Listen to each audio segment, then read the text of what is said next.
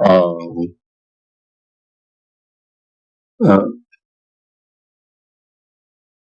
uh, not just to bring benefit, um, to knowledge, uh, the guidance that you may able to receive, through the teaching, and as well as the temporal and the ultimate benefit. Um, Listening, teaching on emptiness, and conducting uh, dedicated time through these 2 days uh, for the practice of the, the essence of the olden Dharma, which is emptiness. uh, Teachings on emptiness, uh, uh, actualizing, wisdom of knowledge on emptiness, visualizing uh, the tools to how to contemplate on the wisdom of knowledge that you already have learned before, or you're going to learn during this teaching, and especially those of you who have attended last few sessions on this topic, which is mainly dedicated to quite a detailed explanation on the teaching related to emptiness.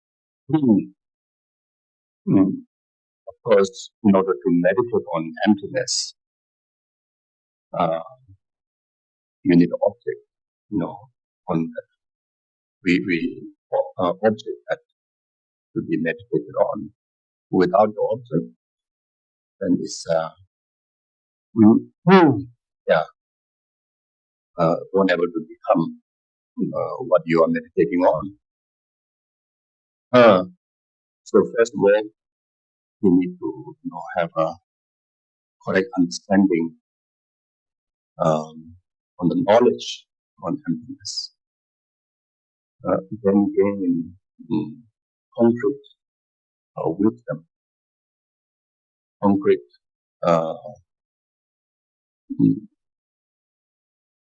knowing of what really emptiness means. And then that concrete, that confirmed knowing through correct instruction from the teacher, correct explanation of the text, like such as the root text that compose that bring about what Shakyamuni Buddha, just Manjushri, and then commentaries or well organized places after the master themselves gaining concrete wisdom on the knowledge of emptiness, like such as Nagarjuna, Aryadeva, Buddhapalita, Shandideva, Lama Adisha, etc. Of their teaching, of their knowledge that shared among us, those texts, like such as Lamb on the Path by Adisha, which I have used as a base to bring about commentary or to bring about clarity to understand exactly what emptiness means.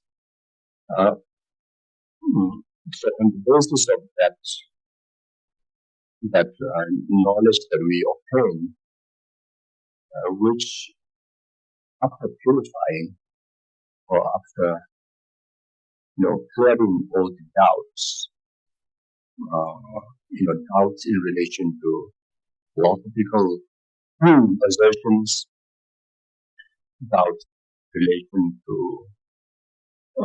misinterpretations of different individuals that who have not really, matured to really correctly understand the exact intent of the Buddha on the wisdom of emptiness. So there's direct words of the Buddha, direct words of the great candidates, as I mentioned, through using their quotations, and at the same time,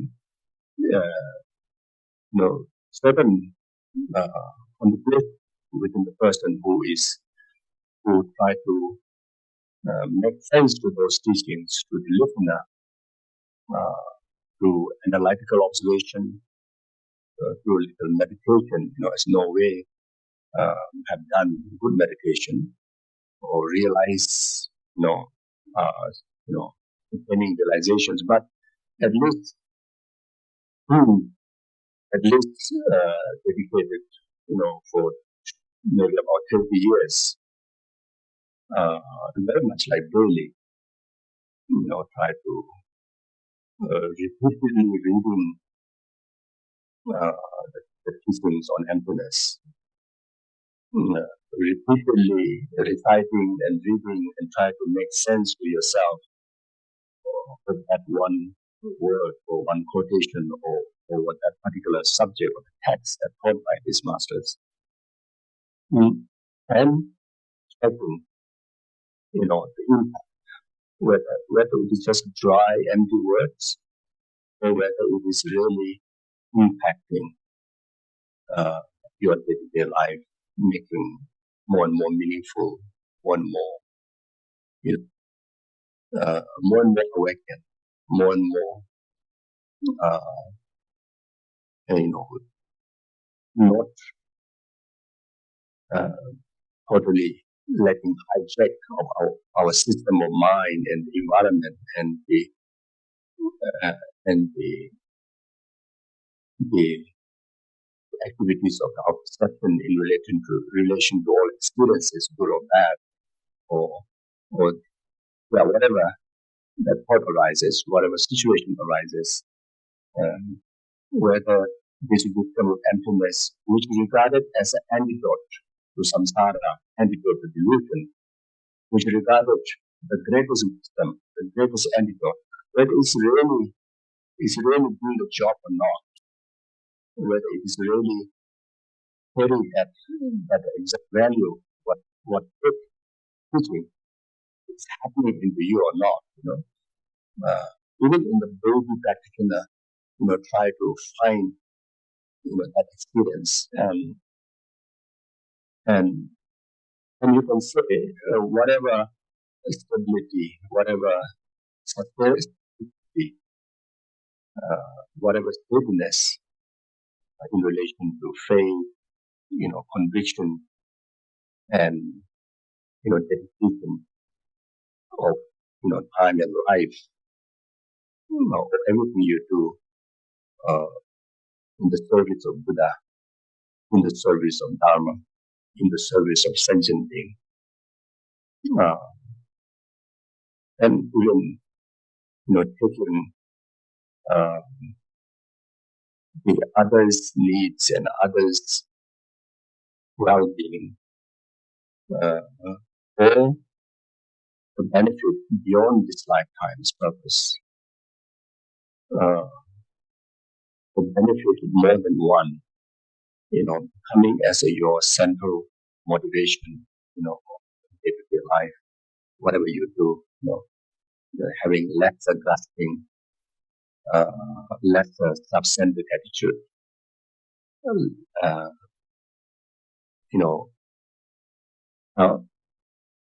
becoming less reactive, to the emotions, have some sense of immovable kind of like a mountain-like action. And I'm sure that many of you here very practitioners. Many of you here much more senior practitioners than me have practiced longer time, more dedicated. Even like baby practitioner like me, I truly felt the benefit, truly impacted my life.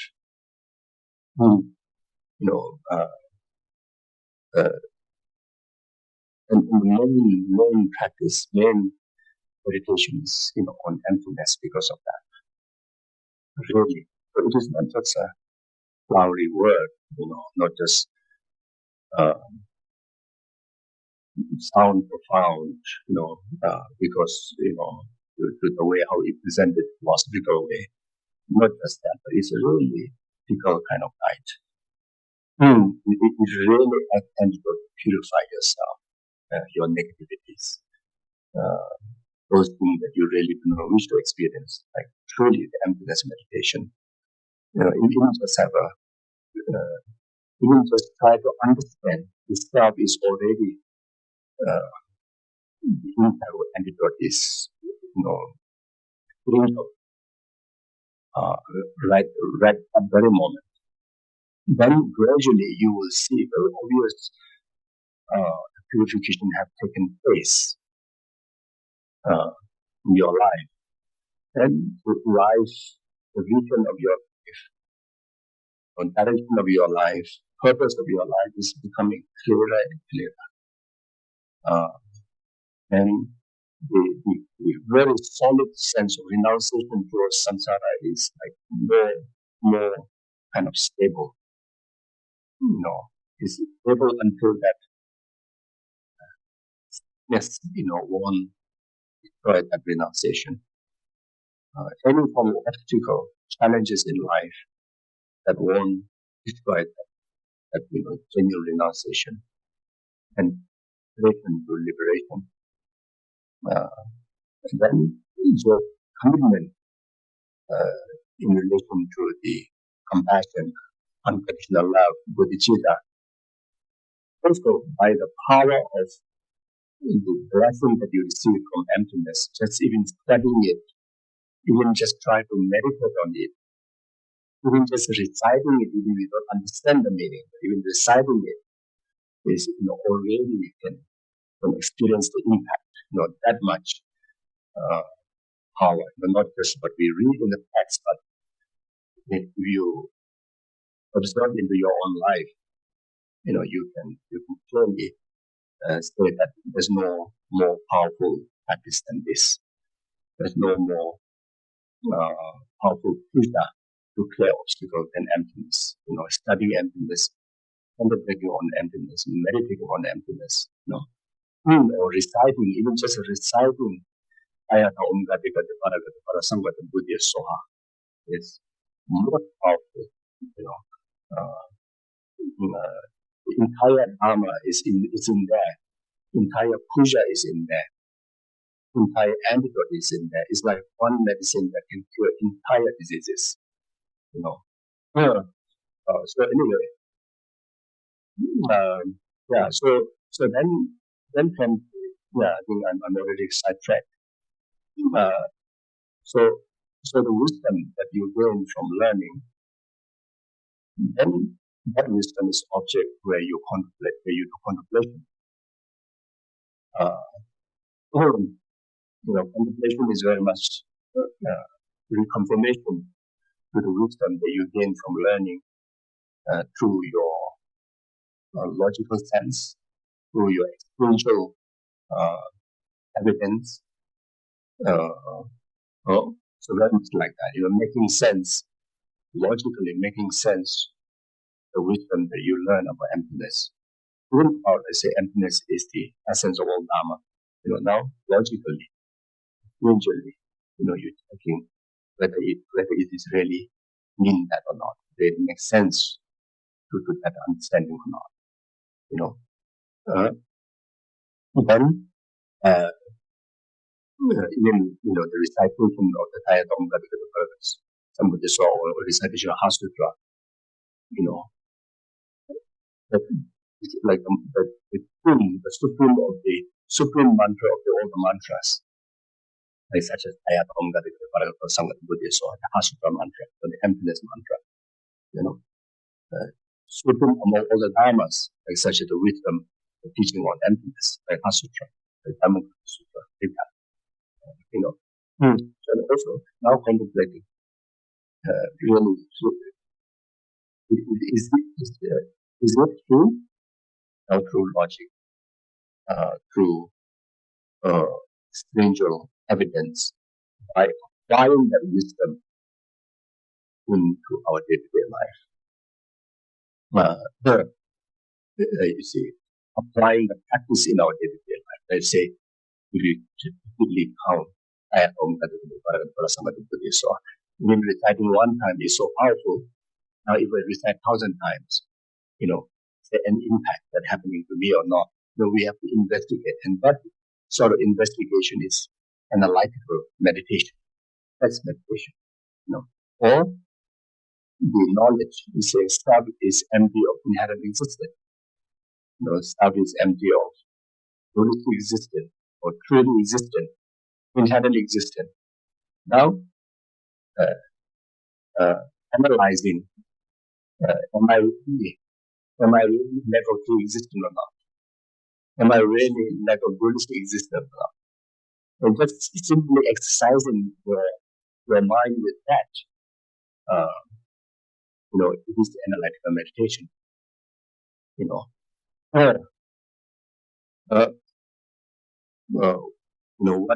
Whatever you see, hear, think, the first perception of the ordinary being, like ours, is regarded as a false. It carries the dualistic appearance, inherent appearance. It is the perceiver is the ignorant. So again, analyzing,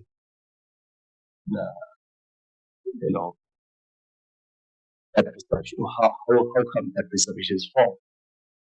How come that perception is regarded as a dualistic perception? How come that this perception carries negative impact to our life?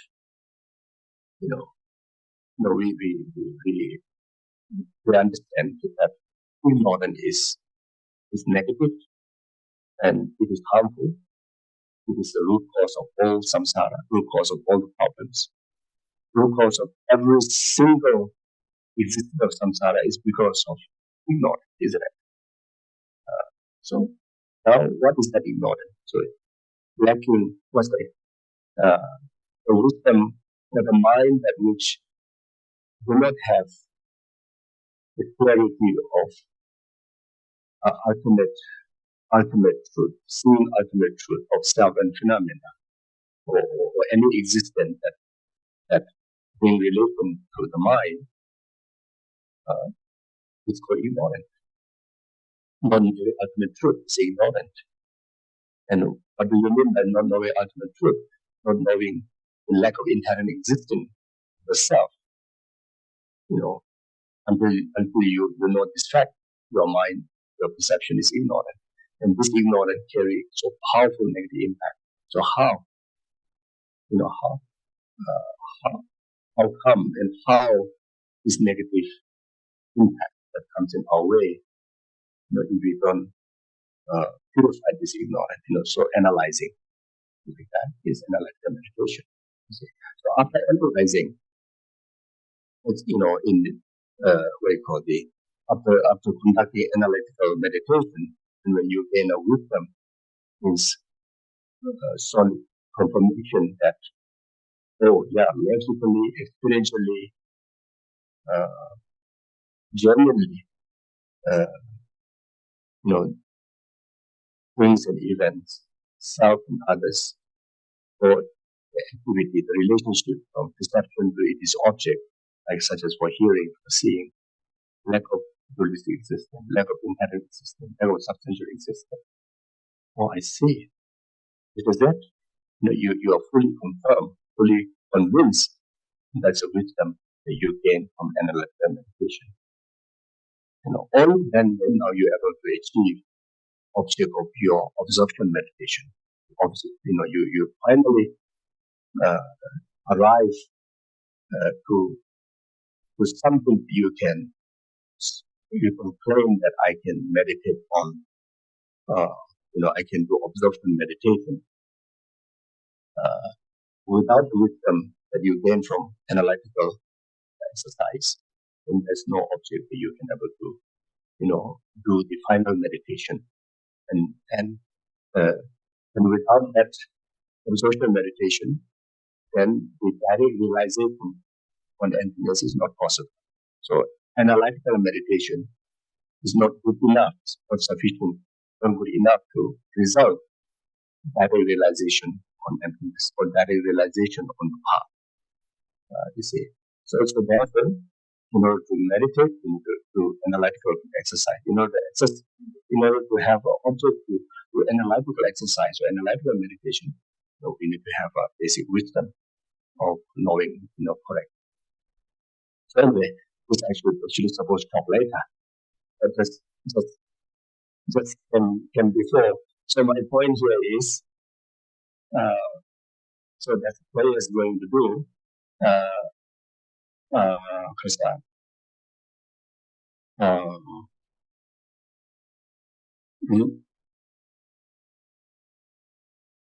that itself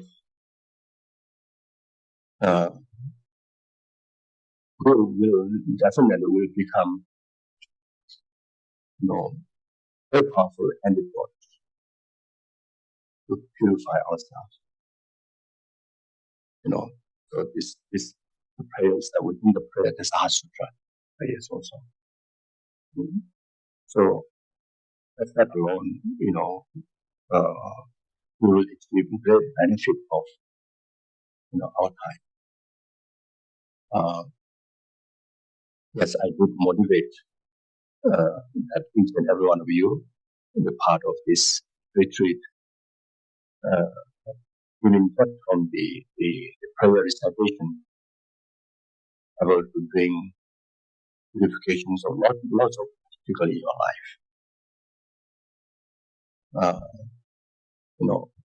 Obstacle of health, obstacle to do with finance, obstacle to do with,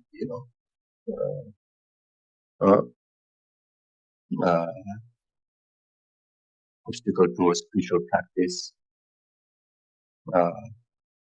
like legal issues. Just yesterday, with the two friends, I mentioned that there's kind of energy, different kind of negative energy, pop up. It's kind of highlighted in the astrological sign. Sometimes it's to do with health crisis. You can regard, during COVID period, you can regard as a health crisis. Like almost all humanity has to follow another way, go through something to do with health. And sometimes it's something to do with the legal issues. It would be legal issue to do with finance, to do with relationship, to do with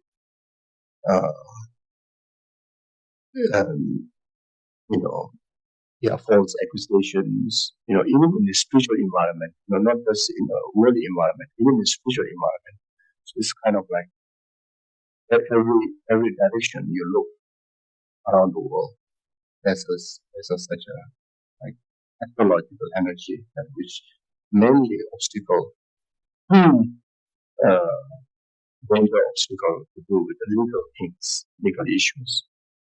And sometimes it is main focus on financial issues, mainly on finance, and certain times mainly natural disasters, to do with earth, fire, water, air,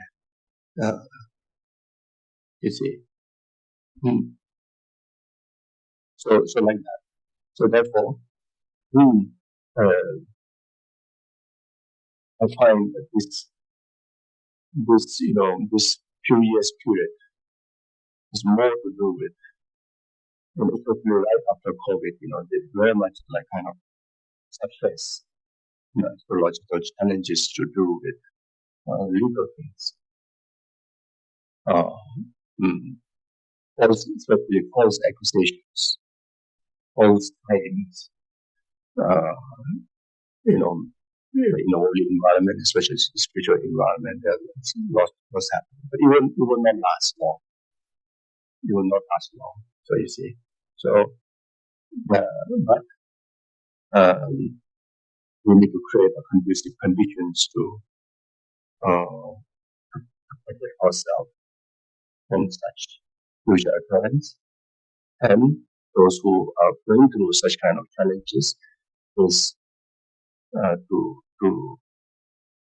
better more antidotes to limit impact of such, irritable, it to purify completely.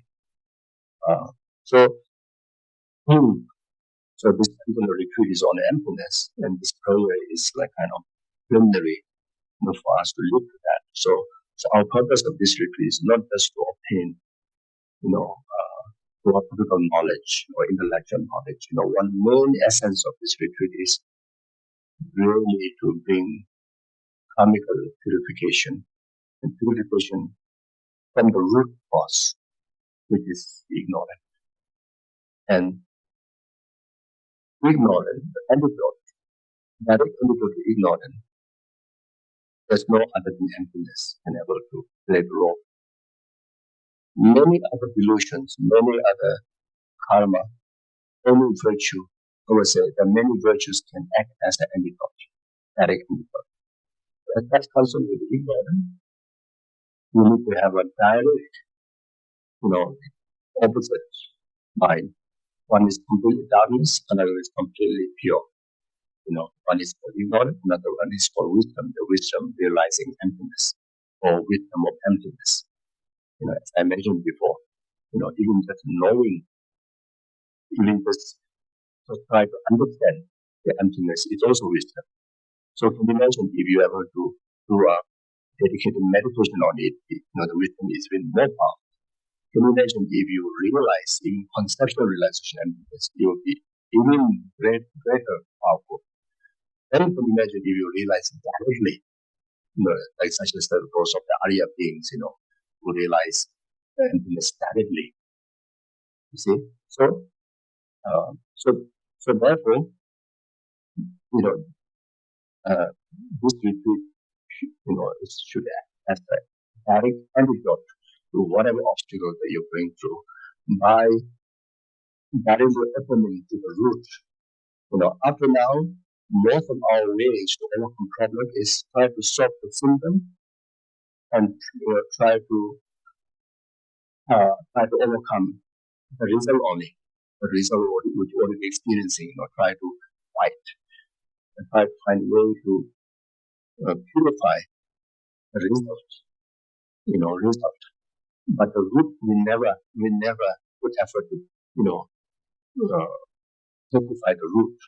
So maybe then after the next season, since root is there, it will come.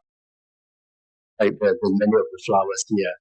We're looking at the flower and the stem is like almost like wood.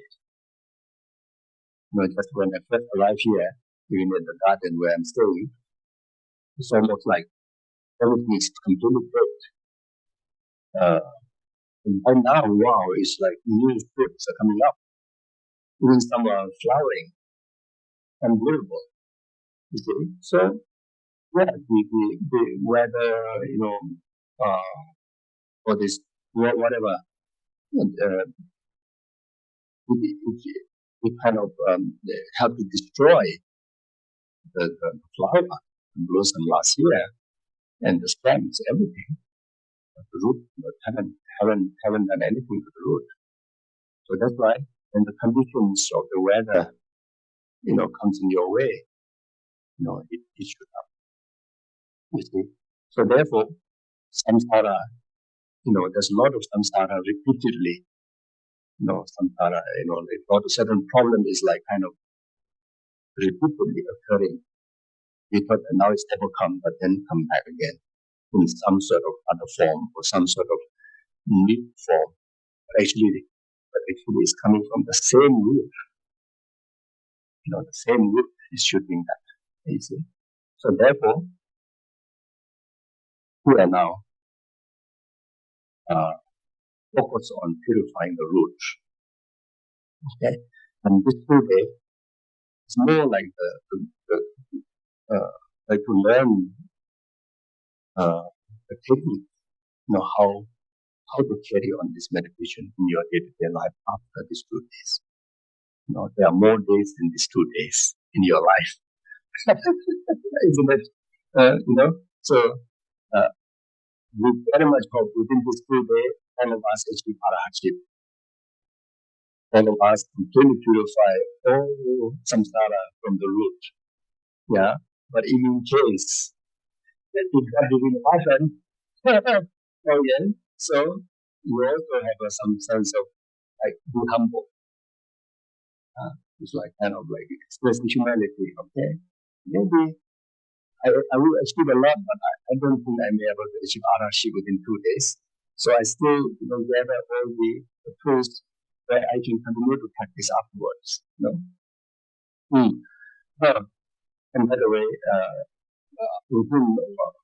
right after the ending of the retreat, if you happen to enlighten or arhat, please don't share with anybody. To yourself. And don't choose the outer appearance also. Just be exactly who you are. But anyway, so therefore, yes. So yes. So now there's a lot of preliminary practices that we can like conducive condition to make that possible and bring that benefit of able to really impact clearing the root cause of whatever samsara we're experiencing. Yeah. Of course, the aggregates and the mind that we have now, all are samsara. The house you have, the car you have, the environment you have, the air, the water, everything is samsara. Everything is production of ego. Unfortunately. Yeah. Even the food that you eat, even all the good things that you kind of regard. Even the statues, all the objects, everything, even this environment, it is a samsaric product. And it will remain as a samsaric product until we are able to purify this ignorance. Until. See? So therefore, the moment you purify this ignorance, or in another word, if your system, if your mind is completely replaced with the wisdom, over any negative emotion, delusions, and ignorance, there you're able to purify this samsaric world or samsaric existence in you. And so even while carrying the samsaric, the aggregates, the samsaric aggregates, like the physical body, by purifying the ignorance in your mental aggregates, you're able to achieve liberation, freedom from samsara, on the basis of samsaric aggregates.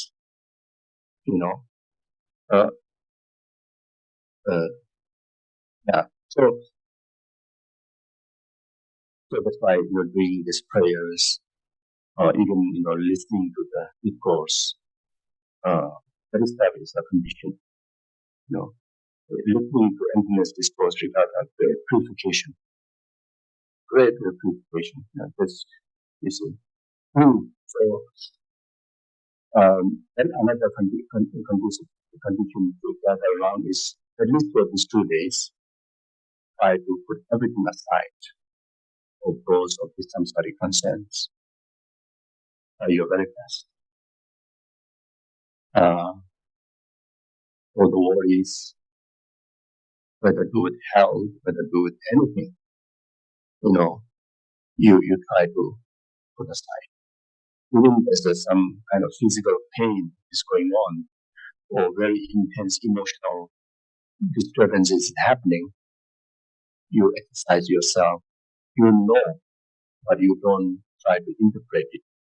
You try your very best not to interpret it. But no, yes, it is pain. It's pain at my bottom. Yes, but don't put effort to why my bottom is pain. So if suddenly anger arises, yes, anger arises, yes. But then try, why I'm getting angry. What is making me angry? So try not to interpret. But that's just know and then try to let go. And how to let go, how to move on is to bring your mind into wisdom. And again, be able to meditate, state like emptiness. You try to engage in that. You bring your mind in the exercise, being in the mindfulness of space like emptiness meditation, which would be more or maybe one of the main focus meditation practice. Or you try to bring your mind, you try to direct your mind, or redirect from knowing that anger just arrived, how to say, redirect, detour, exit,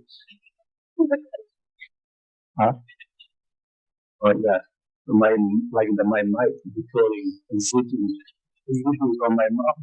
So like that.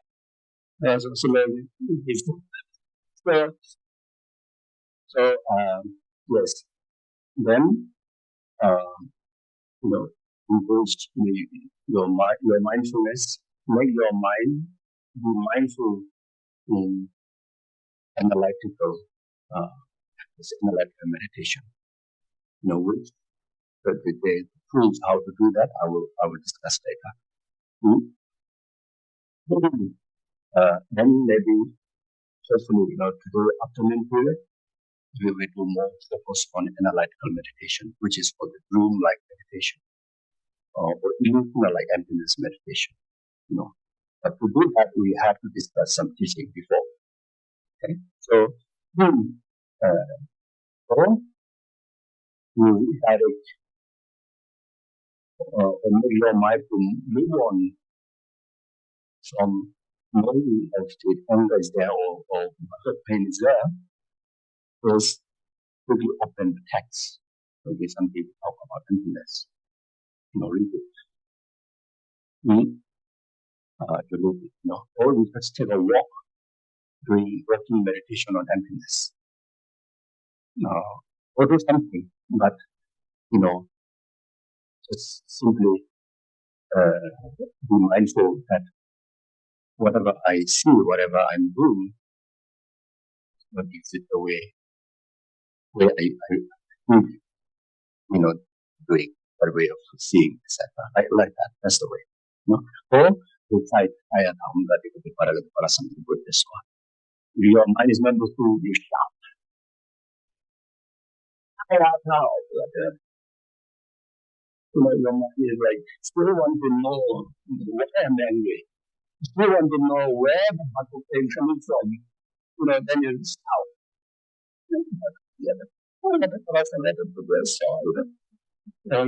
Only you perform some dance, like the bridge, clap harder. It inspire your wisdom. It's kind of like, okay, and like kind of thing, you are not listening to me, like so. Yeah, so it's like or just or you know, and the org also carries the meaning of Dharmakaya, and is especially, it is emptiness. Is the method that illustrating wisdom and emptiness is ah. You see, the moment, like if your mind is not going away, you say it's a and it's a seven. So yes, uh, mm, yes. So now the loud sound of oh my, what I need to say disappeared. Uh, yes. So like that. Mm. Oh, yeah. So I mean, is that at least this 2 day, try to get away from all the worldly concerns and just hold your mind, hold your thinking, invest into emptiness and all those different tools. Whichever that you one of that topic is surely suitable to you, suitable to me or you. One of them. You see, I think reciting reciting I think everybody so easy, isn't it?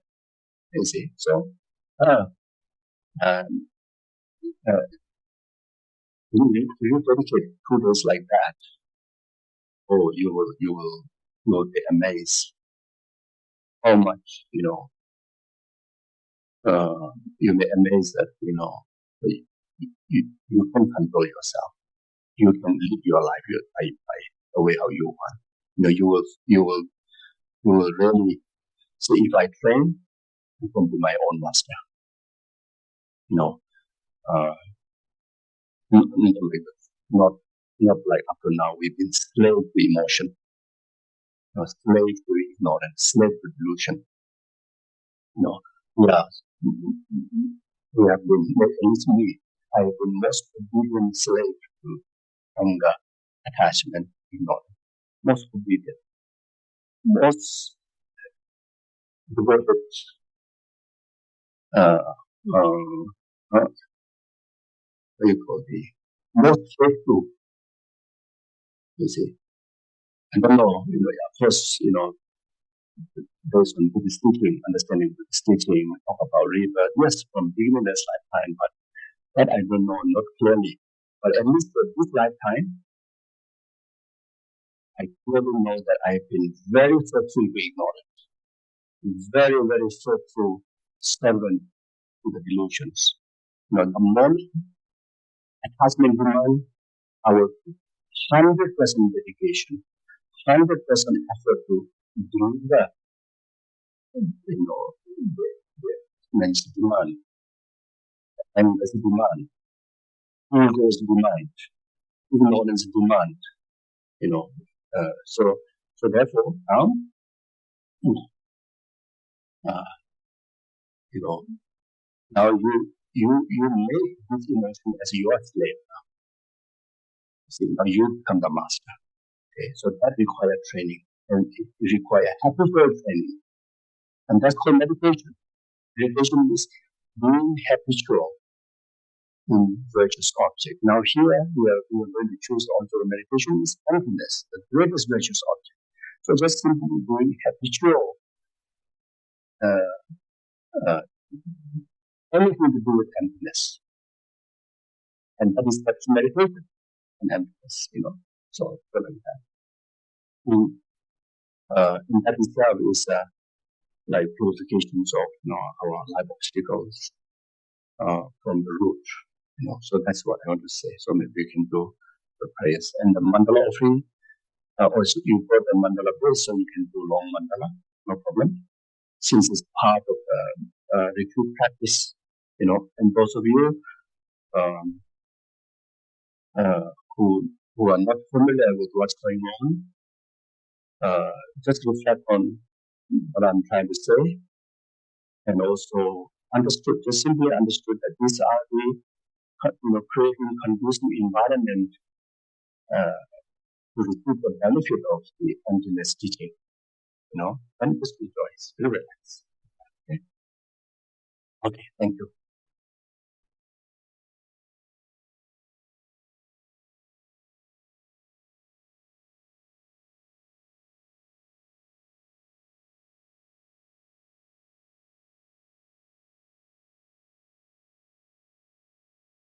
Thank you, everyone. Now we will go to praise the Shakyamuni Buddha.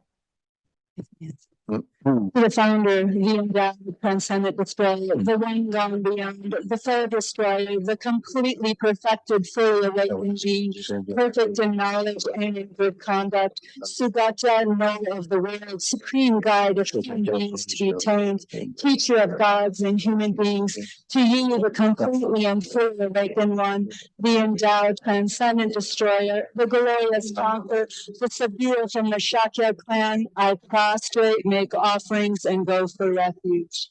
Homage to the Supreme Buddha, homage to the Dharma refuge, homage to the great Sangha, to all three ever homage, to all worthy of respect, bowing with bodies as many as all realms, atoms, in all aspects. With supreme faith, I pay homage. Do not commit any non-virtuous actions. Perform only perfect virtuous actions. Subdue your mind thoroughly. This is the teaching of the Buddha. A star, a visual aberration, a flame of a lamp, an illusion, a drop of dew or a bubble, a dream, a flash of lightning, a cloud. See conditioned things as such. Through these modes may sentient beings attain the rank of all seeing, subdue the false, and be delivered from samsara's ocean, perturbed by the waves of aging, sickness, and death. And then now we will recite the next prayer, which is a Heart Sutra. Approximate to the Arya Triple. Thus did I hear at one time the Bhagavan was dwelling in massive Vulture's Mountain in Rajagriha, together with a great community of monks and a great community of bodhisattvas. At that time, the Bhagavan was absorbed in the concentration on the categories of phenomena called profound perception. Also at that time, the Bodhisattva, Mahasattva, Arya Avalokiteshvara looked upon the very practice of the profound perfection of wisdom and beheld those five aggregates also as empty of inherent nature. Then through the power of the Buddha, the Venerable Shariputra said this to the Bodhisattva, Mahasattva, Arya Avalokiteshvara. How should any son of the lineage train who wishes to practice the activity of the profound perfection of wisdom? He said that, and the Bodhisattva, Mahasattva, Arya Avalokiteshvara said this to the Venerable Shariputra. Shariputra, any son of the lineage or daughter of the lineage who wishes to practice the activity of the profound perfection of wisdom should look upon it like this, correctly and repeatedly beholding those five aggregates also as empty of inherent nature. Next page, please. Next page, please. Form is empty, emptiness is form, emptiness is not other than form, form is also not other than emptiness. In the same way, feeling, discrimination, compositional factors, and consciousness are empty. Shariputra, likewise, all phenomena are emptiness without characteristic, unproduced, unceased, stainless, not without stain, not deficient, not fulfilled. Shariputra, therefore, in emptiness there is no form, no feeling, no discrimination, no compositional factors, no consciousness, no eye, no ear, no nose, no tongue, no body, no mind, no visual form, no sound, no odor, no taste, no object of touch, and no phenomena. There is no I element, and so on. There is no I element, yeah. There is no I element, and so on, up to and including no mind element and no mental consciousness element. There is no ignorance, no extinction of ignorance, and so on, up to and including no aging and death, and no extinction of aging and death. Similarly, there's no suffering, origination, cessation, and path. There is no exalted wisdom and no attainment, and also no non-attainment. Shariputra, therefore, because there is no attainment, bodhisattvas rely on and dwell in the perfection of wisdom, the mind without obscuration and without fear. Having complete path beyond error, they reach the end point of nirvana. All the Buddhas who dwell in the three times also manifestly completely awaken to unsurpassable, perfect, complete enlightenment in reliance on the perfection of wisdom. Therefore, the mantra of the perfection of wisdom, the mantra of great knowledge, the unsurpassed mantra, the mantra equal to the unequal, the mantra that thoroughly pacifies all suffering, should be known as truth, since it is not false. The mantra of the perfection of wisdom is declared. Taya ta om gate gate pada gate pada sam gate bodhi soha. Shariputra, the Bodhisattva Mahasattva, should train in the profound perfection of wisdom like that. Then the Bhagavan arose from that concentration and commended the Bodhisattva Mahasattva Arya-Avalokiteshvara, saying, well said, son of the lineage, it is like that, it is like that. One should practice the profound perfection of wisdom just as you have indicated. Even the Tathagatas rejoice. The Bhagavan, having thus spoken, the Venerable Shariputra, the Bodhisattva Mahasattva Arya-Avalokiteshvara, and those surrounding in their entirety, along with the world of gods, humans, asuras, and Gandharvas, were overjoyed and highly praised. That spoken by the Bhagavan. Then we will recite the extensive dispelling of the hindrances. I and all surrounding sentient beings go for refuge to the Buddha, go for refuge to the Dharma, go for refuge to the Sangha. We prostrate to the Great Mother, Prajnaparamita, surrounded by all the children and by the assemblies of the Buddhas and Bodhisattvas of the 10 directions. By depending on my prostrations to all of you, may these words of truth be actualized. In the past, the David King Indra dispelled the Phoenix by reflecting on the profound meaning of the wisdom gone beyond and reciting the profound words in daily recitation. In that same way, I also reflect on the profound meaning of the Great Mother, Prajnaparamita, and recite the profound words in daily recitation. May all diseases, spirit harms, bad conditions, and all negative directions, that which happens due to past karma and immediate conditions, may all this be dispelled. May it become non-existent. May it be pacified. Then we will recite the foundation of all good qualities. The foundation of all good qualities is a kind and perfect guru. Correctly following the guru is the root of the path. By clearly seeing this and applying great effort, please bless me to rely upon the guru with great respect. When I've discovered that the precious freedom of this rebirth is found only once, it's extremely difficult to find again, and is greatly meaningful, please bless me to unceasingly generate the mind, taking its essence day and night. This body and life are changing like a water bubble. Remember how quickly they perish and death comes. After death, just like the shadow follows the body, the results of black and white karma follow. Next page, please.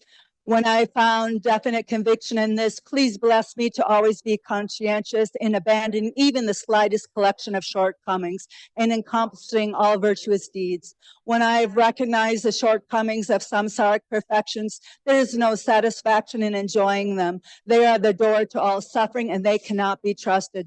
Please bless me to generate a strong wish for the bliss of liberation. Through my being led by this pure thought with great remembrance, alertness, and conscientiousness, please bless me to make keeping the individual liberation vows the root of the teachings my essential practice. Just as I've fallen to the sea of samsara, so have all other mother transmigratory beings. By my seeing this, please bless me to train in supreme bodhicitta, which bears the responsibility of freeing transmigratory beings. Even if I develop only bodhicitta without familiarizing myself with the 3 types of morality, I cannot achieve enlightenment. By me seeing this well, please bless me to keep the vows of the sons of the victorious ones with fervent effort. by my having pacified distractions to wrong objects and correctly analyzed the meaning of reality, please bless me to quickly generate within my mind stream the unified path of palma bonding and special insight.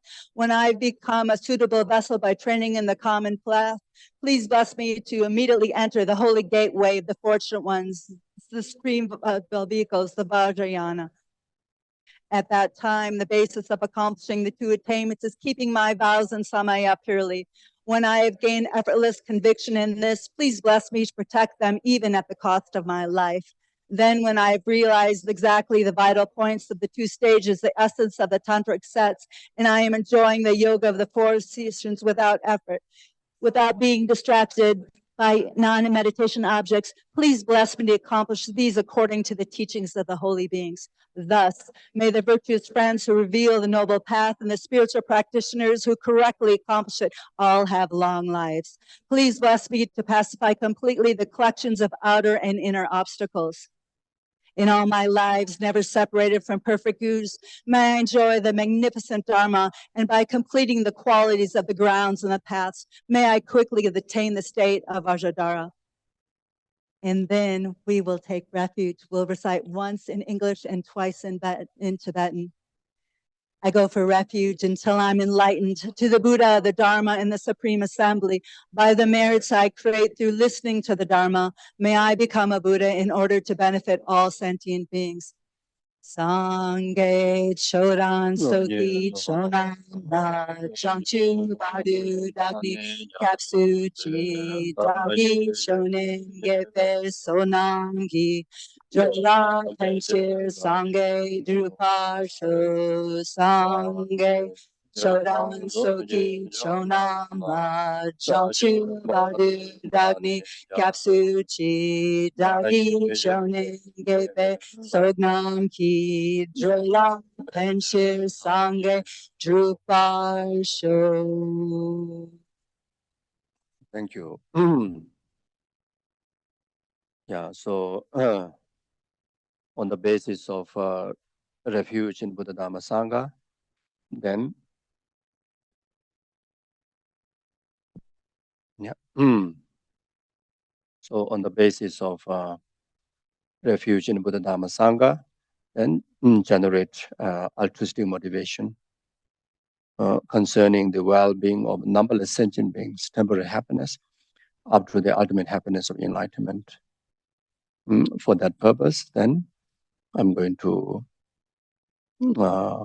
engage into this 2 days emptiness meditation retreat.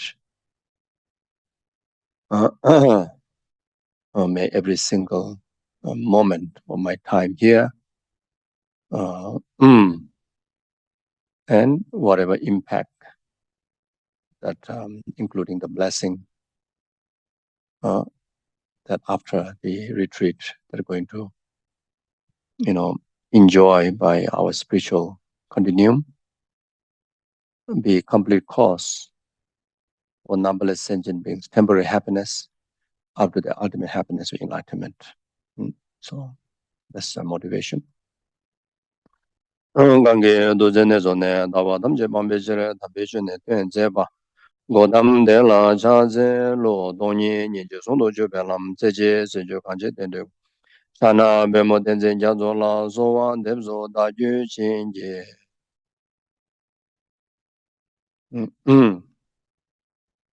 So the last the two prayers is the first one is the salutation to Guru Shakyamuni Buddha, from whom in this world the blessing of the most profound Dharma on emptiness is revealed, and because of that, we have unmistaken and clear path towards liberation, and that clarity, that much straightforward and clarity. The path or the teaching on emptiness, none of the other spiritual foundings have revealed. None of the religious practices contain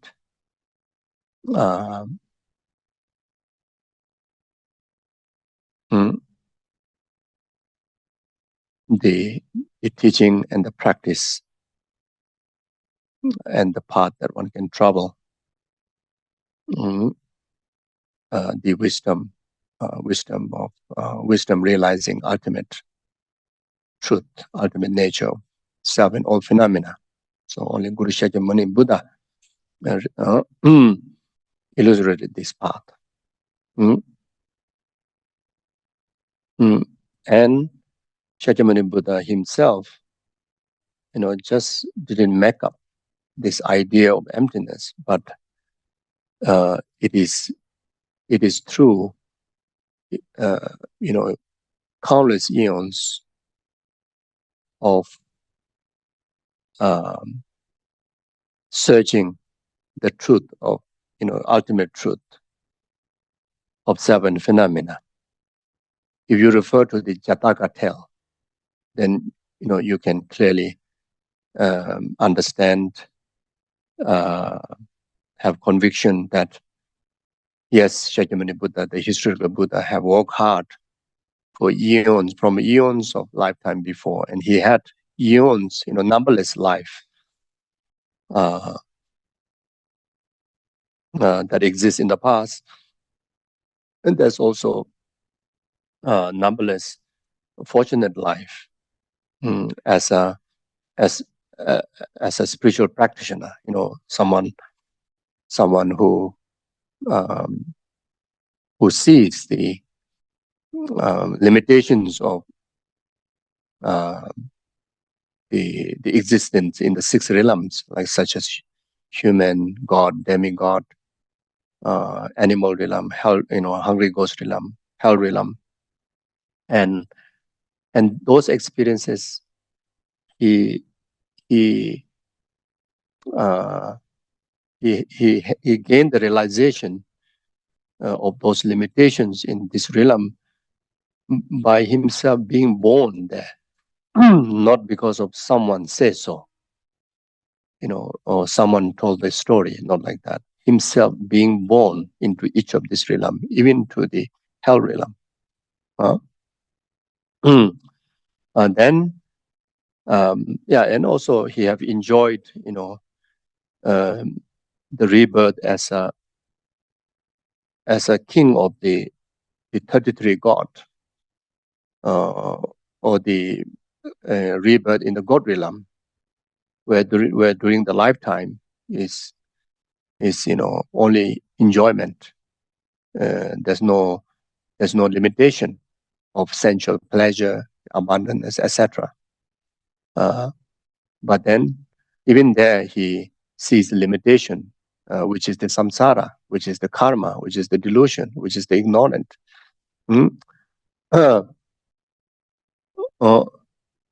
So through eons of lifetime observation, through his own life experience, he actualized he figured it out, exact negation, exact object of negation, exact object to be purified, and also found exact antidote, which is called direct antidote. Not only to the the gross level of negations or problem, but even direct antidote to the root of all the six realm existence, the ignorant, the ignorant, innate ignorant. Not just what do you call the superstitious ignorant, ignorance that built in our system by superstitiousness, by different ideas, by different philosophy, different religion. Not that superstition, not that ignorant, the innate ignorant. He discovered the innate ignorant as ultimate negation, complete negation to be negated, and for that he found the ultimate wisdom, the best wisdom, the complete wisdom, that which can directly, open and directly, antidote, not just like a partial antidote, but a complete antidote, the antidote which carry legitimate qualification, legitimate, greater power than that the ignorant, that which regarded as one of the most powerful, most qualified mind, that which rule entire existence. So he found that wisdom. That wisdom is the the wisdom that can be even greater power than the ignorant that ruling the entire universe, entire existence up to now, to numberless sentient beings. Now he found a wisdom, which is wisdom of emptiness, knowing ultimate truth is even greater power than that. Only Shakyamuni Buddha. So when you refer to the Lama Tsongkhapa's text, praises in the dependent rising, or praises to Guru Shakyamuni Buddha, because of he revealed the emptiness teaching, or from there you will see very clearly why Buddha become teacher among teacher, the supreme teacher among the teachers, because of that, you see. So then when he came into this world as a manifestation, as an emanation of that enlightened Buddha, of his previous continuum, in Mayan Buddhist content, that historical Shakyamuni Buddha was already enlightened eons like before.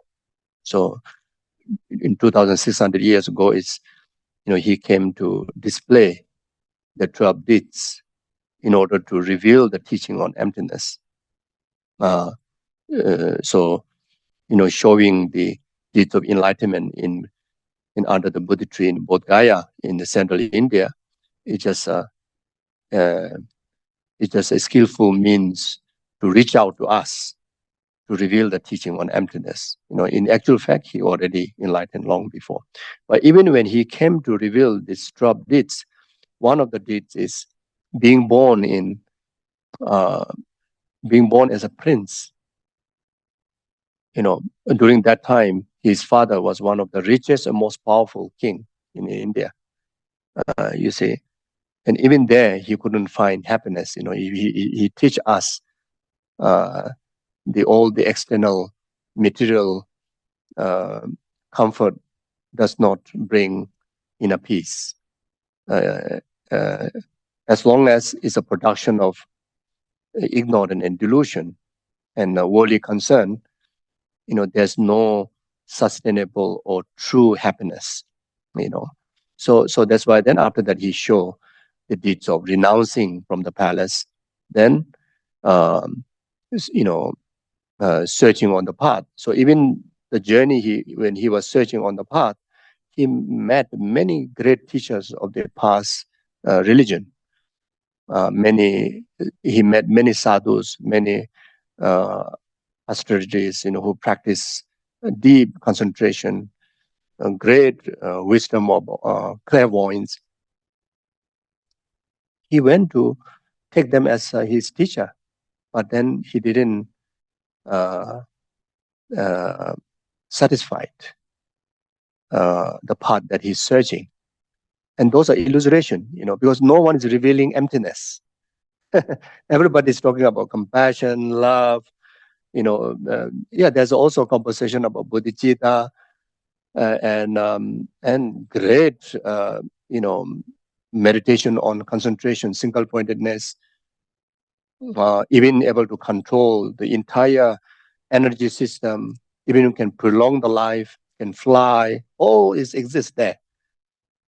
And how great meditator, how dedicated practitioner, renounced practitioner that he finds in the jungle, he finds in the mountains. No one is revealing emptiness. Then finally, he just kind of like move on to remain, 6 years in meditation. And in fact, that is the illustration that he was actually meditating on a special insight. He was meditating on emptiness. And the moment he able to kind of progress his path, can imagine even that, maybe by then he's already a bodhisattva. He's already, part of accumulation or even part of preparation from the 5 paths. But he cannot pass over through the path of preparation to part of seeing or part of realizing wisdom emptiness directly. So that's why, he went into the retreat. And the moment he able to, progress through the 10 bhumi, which is after arriving into path of seeing, means after realizing the non-conceptual realization on emptiness, the direct realization on emptiness, that help him to progress on, along the 10 bhumis. That help him to directly, apply the antidote to the root cause, the ignorant. And he also has to do that with gradually. And he also has to divide his meditation into 2 sessions, like a post-meditation session, meditation session. And during post-meditation session, he mainly engaged in accumulating more merit, more resources, like such as, cultivation of love, cultivation of bodhicitta. Of course, during these 6 years of retreat, he didn't encounter with people, but he encountered with the deers, he encountered with maybe snakes, he encountered with cockroach maybe. Didn't say in the text, but I'm sure. I think there's cockroaches everywhere. I think cockroach is one of the longest, isn't it? I heard is stronger than dinosaurs. Cockroach. Maybe the last being that we're going to last in this universe when the universe collapses. Maybe cockroach might be the last one. Who knows? So anyway, but he been expressing love, compassion, kindness, generosity, whatever, to these beings, and there he accumulate a lot of merit. Then the moment he have some kind of resources of merit, he went into absorption meditation on emptiness, and he reached up to the 10 bhumi. Then during the post meditation, he just walked out from that 6-year retreat, and he arrived under the Bodhi tree, and that's it. He went into retreat, very much in the late afternoon. Then by the midnight, he already kind of overcome the last obscuration, the subtle, ignorant, and by the time in the dawn, in the morning, he achieved the cessation. Cessation, which is the part of normal learning, the state of Buddhahood. And there now, historically, we know that he have enlightened under the Buddha tree. And so again, the whole purpose is, again, arrive into emptiness. All the struggle, even during the revealing of the 12 deeds, is about emptiness. So therefore, any teaching we learn is to arrive on emptiness. Any teaching, any practices we practice should arrive on emptiness, so like that. Okay. So actually I wanted to do a break. Actually, what time is supposed to be the break? 11:30? Okay, so I do one verse here. So this is the text from the Lamb on the Path by Lama Atisha, verse 53. it says that thus whatever is meditation on selflessness, in that it does not observe an inherent nature in phenomena, is the cultivation of wisdom. So what do you mean by meditating on emptiness? What do you mean by, meditating on wisdom? What do you mean by cultivating a wisdom? It's simply on any object, not cultivating or not apprehending on inherent existence, uh, or not observing inherent existence, and not observing inherent existence on self is cultivation of wisdom of selflessness on the person. Not observing inherent existence or being in the awareness or mindfulness of not observing, or say, not perceiving or not apprehending or not grasping inherent existence on the form, you are cultivating a wisdom. You are cultivating emptiness of the form. And that is called meditation. That is called emptiness meditation, you see. So whatever is meditation on selflessness, whether selflessness on person or selflessness on this table or selflessness on sound, means emptiness on sound, emptiness on form, in that notion, in that knowing of the self or the form, does not observing, not observing inherent nature. So the observation here got an innate observation and conceptual observation. There are two-way observation.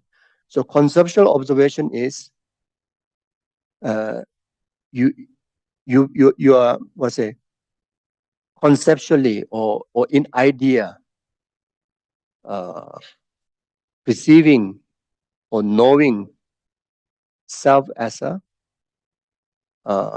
true existence.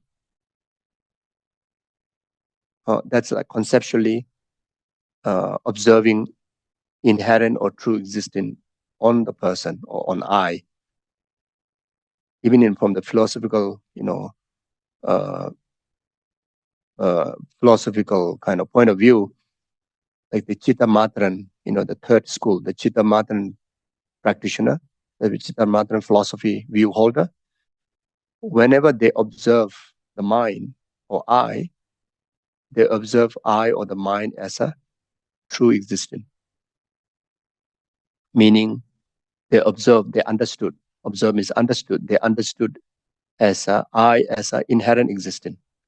I as substantial existence, because they assert I as a true existence. On the basis of that, you grasp I as a true existence. You believe I as a true existence.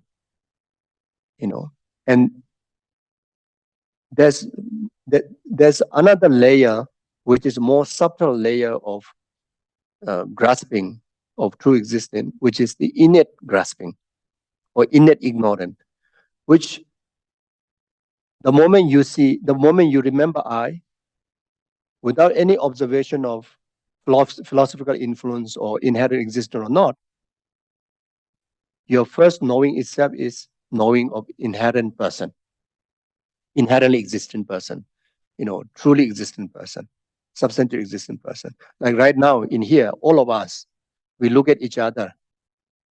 There's no influence of philosophical kind of idea of whether you are true existent or not, inherent existent or not. But the first apprehending to the object is in the nature of inherent apprehend, inherently existent, apprehending in the way of inherent existence. You see, the moment I see you, I'm seeing through my ignorant mind.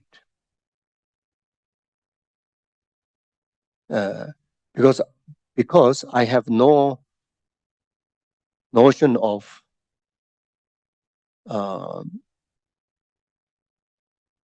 no notion of that, the lacking of true existence in you. So it's almost like there's no sense of virtue, non-virtue in relation to just perceiving you, isn't it? It's just neutral kind of sense of mind. But that neutral sense of mind is, in fact, is not neutral sense of mind. It actually is a very heavy problem. It's ignorant. That mind is ignorant. And when that mind perceiving, relate to the object, it perceive in the manner of ignorant.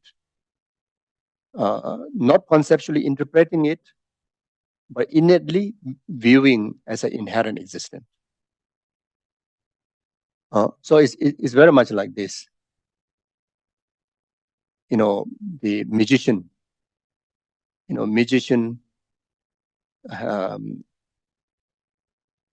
spell to the stick, spell to this flower.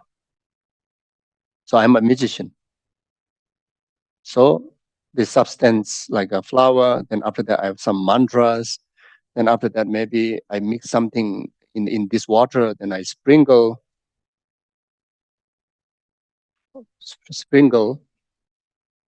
then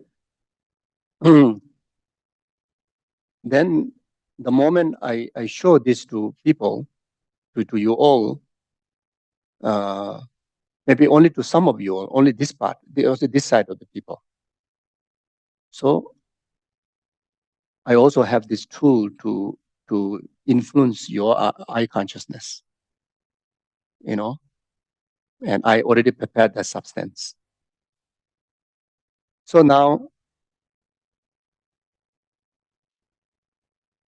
the first time when you see this flower, which your consciousness is already affected by the magician, the spell, for you see this as a, okay, actually not flower, but now you see flower.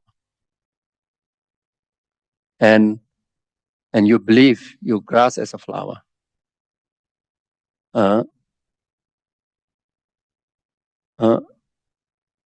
And that is very much, that mind is similar,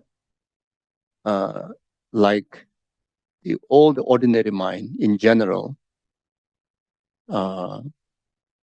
regard as an ignorant, which is spelled by hallucination, is spelled by conceptual hallucination, or conceptual fabrication, or conceptual spell, looted, our eye perception or our mental perception. And the moment our mind, relate with the object, whatever you see, whatever you perceive, in the actual reality does not exist the way how you perceive it.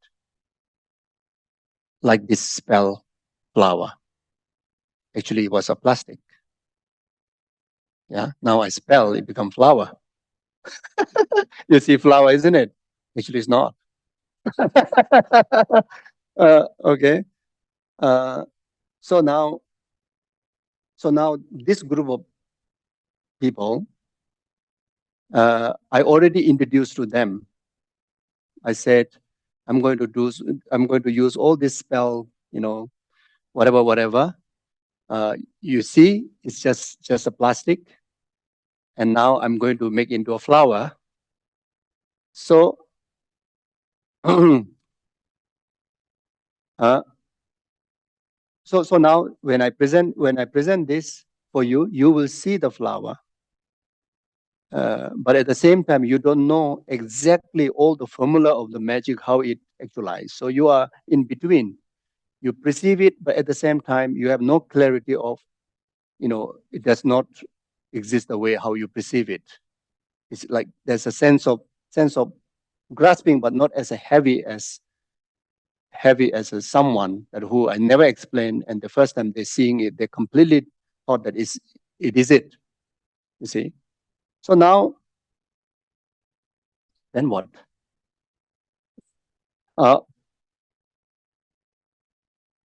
So then maybe this group, maybe and it's something for us. It should be at 4, but it maybe, okay, now the third group.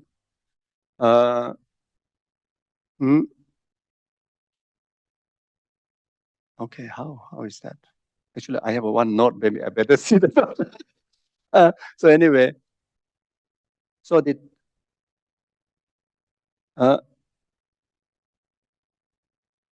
so maybe the third one is maybe myself.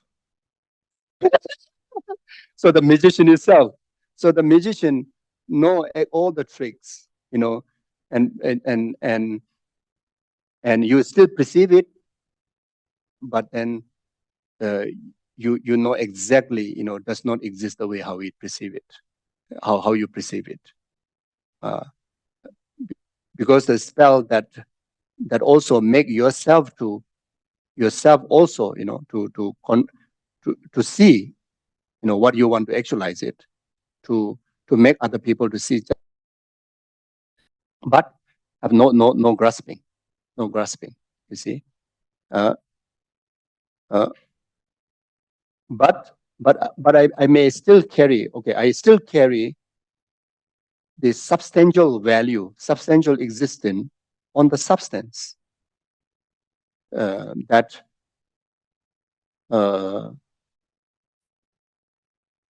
particular substance, this particular mantra, this and that, you know, carry it is substantial value from its own side, which able to make this plastic into a flower. So I still not realize, not having the full wisdom of you know, lack of substantial existence in all phenomena, except to the magicians, whatever, except to this object. But to the substance, I still, you know, see substantial existence, because without that value, I won't able to produce this flower. You see, now here, this group of people already know all the magician's tricks. Also know how many others are already get fooled. And after much kind of like a deeper level of understanding of, I would say, you know, deeper sense of how things are actually exist, formulated by you know, different factors. Like in another word, you know, what's a big deal? You know, like this musician can able to produce a flower.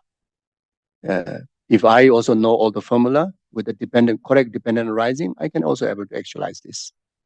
And in fact, the rest of the others are equal like this, because rest of the existence, you and me, everything is formulated, you know, like gathering of the right formula, like dependent condition, make able to bring, you know, existence. So there's a sense of quite a, you know, like deeper level understanding of interdependent arising. And at the same time, because of that, you know, you see everything as like, it's like illusion like. So now you are, this category is like very much like those Arya beings, you know, who know the journey, you know, who know how magicians, you know, creations happen. And you have observed that similar example to the rest of the other things. And for you, it's very much like you directly realize the actual nature of existence are simply, you know, exist in the nature of like cause and condition, interdependent arising. And if you wish, you can able to live in the view of illusional light as long as you wish, like the Arya beings. And for now, I don't know what happened with this group. Yeah, so this group is maybe those who are in a maybe like part of preparation. You understand the faults of, you know, there's no substantial existence in it, but at the same time, you know,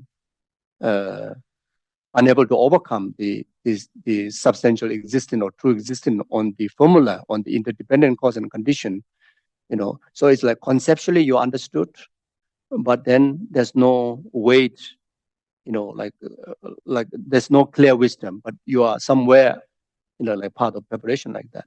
And this group of people, I'm so sorry, it's still wandering around, even before entering into the path, like then, so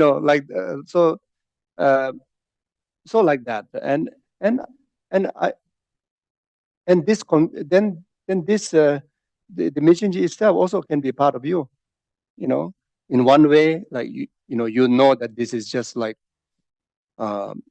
interdependent creation, but you are unable to see the lacking of the substance that exists in rest of the substance, So anyway, for me, it's not exciting what I just now, whatever I said, but so anyways, it's something like that. So I think better stick with the word here. So that's whatever is meditation on selflessness. In that, it does not observe an inherent nature in phenomena. Is the cultivation of wisdom. And that can be also understood, the one Geshe Chekawa, one Kadama Master says, think all phenomena are like dreams. So whenever our senses relate to object, it is object, then always, try to see them as like a dream, see them as like illusion. In another meaning is what you perceive does not exist the way how it perceives. There's another way of existing of what you just saw how it is existing in the first place.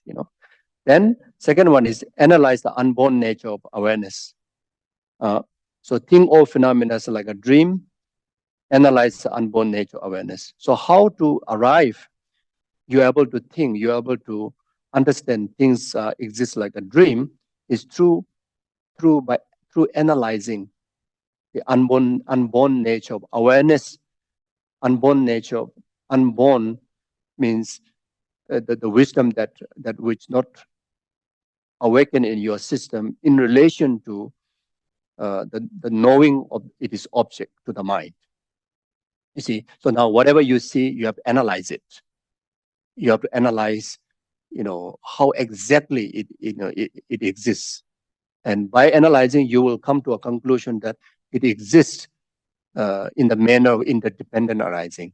It exists in the manner of dependent on cause and condition, or dependent on the mind, or dependent on the imputation of the mind. It does not exist from its own side. When I first saw the object, I see like it exists from its own side. In the first knowing, as if like the thing exists, substantially in the object. You see, not dependent on factors. It's like independent existence from its own in its own side, independently existent, substantially existent from the object side, inherently existent from its own side. You see, and this mind is ignorant. You see, even you don't grasp onto it, but just seeing, it carry the nature of innate ignorance, and that is the problem. You see, why that is a problem? Because that innate ignorance serves as a basis for attachment. You see, if the object that you see as inherent, existing from its own side, if it's likable, then you attach. Attachment arises. If it's not likable, you gain aversion, or just like neglect. Like nothing to relate to. You see, and this different emotion, ignorant, attachment, aversion, all this a problem, because this emotion are the main reason you create a action, which called karma. Action. You see, the moment you like it, attachment, you create action to able to obtain it, and from that action, it lead to a accumulating karmic potential, and that karmic potential will produce negative result. You see, so so because of that, so that's why the moment you analyze how it really exists, legitimate way, then you will arrive to a notion of, it exists, but at the same time do not exist. It's like a dream, like elephant coming in your dream, in your room, emotionally affected. But in reality, when you wake up, when you are awakened from that dream, your fear can go away because there's no elephant there, you see. So it says, first we investigate the fundamental nature of what we perceive. First do that. And recognizing that all apprehended objects are like dreams, in that they seem real but actually lack true existence. Then we turn our attention to awareness which perceive their fundamental nature. You see, so now after analyzing that, once you figure it out, it is actually do not exist the way how I first perceive it. Now you change your awareness, switch your awareness to fundamental nature. That fundamental nature is nothing other than void, empty of the way how you thought at the initial time when you first perceive it. The fundamental nature is lacking of substantial existence from the object side, inherent existence from the object side, independent existence from the object side. Being in that nature it is ultimate nature of that object, that picture. You see, then establish that it is also like any inherent existence. So here is talking about even that legitimately existent, or even that true, truthful existence, which is lacking of substantial or inherent existence. The nature of that arriving also lies in the nature of lack of inherent existence. Just now I said, even you realize emptiness in this, but you still have a grasping onto this, like the magician. You realize that this is not true, but you still have a grasping of that some substantial potential in the substance. You see, so therefore, you have to arrive to awakening or gaining the wisdom, understanding the ultimate nature of the ultimate nature of that phenomena. We can also say emptiness of emptiness.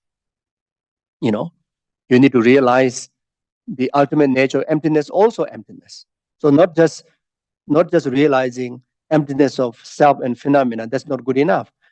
You need to come all the way up to realizing the nature of emptiness also lies in the nature of void of lack of inherent existence, void of inherent existence or substantial existence, like that. So if the aggregates or constituent or source had any existence in themselves by way of their own nature, it shouldn't found when we analyze to discover whether they are truly existent or not. You see, however, investigation of their ultimate or the final nature does not reveal even an atom of such inherent existence. So you will not able to find even an atom the moment you investigate it. The absence of existence by way of their own nature with regard to person, what is associated with them is the selflessness of person. And meditation on their selflessness is the cultivation of wisdom. Okay, break.